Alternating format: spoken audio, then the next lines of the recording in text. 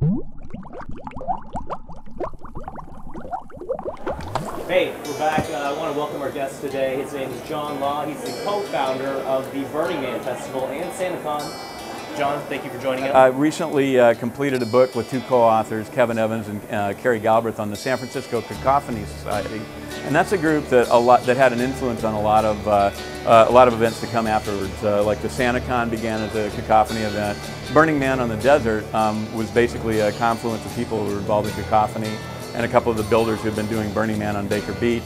The ideas and the precepts and a lot of the philosophy that came through the Cacophony Society informed a lot of the early Burning Man philosophy. I got involved in these groups back in 1977 when I was 18.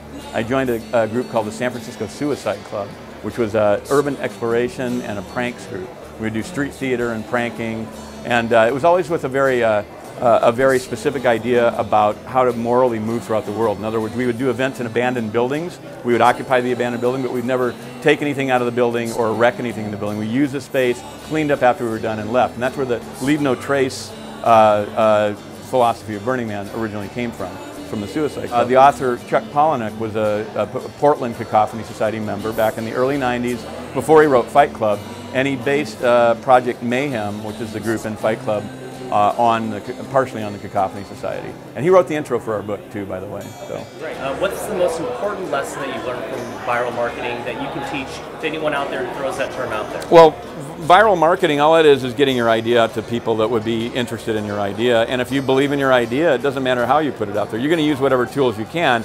We used the tools that we had at hand in the 70s. We used a Gestetner printer, which is this big stupid thing that we printed out pieces of paper on it, put them in coffee houses. Another group that came out of the Suicide Club called the Billboard Liberation Front, which we started in 1977, and we did billboard alterations on major freeway billboards, and we changed them to say humorous things.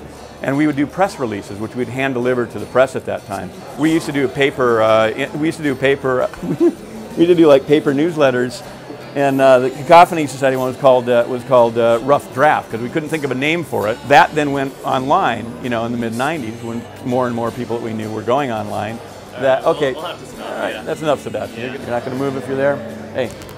Are you amazed by how big? I'm astonished. Oh yeah, I'm completely astonished. But it makes perfect sense in a way, because creative people need to have a holiday, and that's the holiday they've chosen. People in Silicon Valley who work 90 hours a week, on salary, and needed to get away for 2 weeks. Instead of going to their folks' house for Christmas, they'd go to Burning Man. Burning Man became huge because it was here in San Francisco, and it became the the holiday for the internet, and helped influence, I think, a lot of the internet-based social media events, flash mobs and that kind of thing. When can we expect the book to be out? It comes out in May, and our first reading's at City Lights Books in San Francisco, May 16th, and then we'll be reading in New York and in Portland and LA and other major cities around the country. Sounds good, John. Okay. Thanks for coming on. Sorry. All right. I hope you can use something out of that. We'll see you next time. Yeah, of course.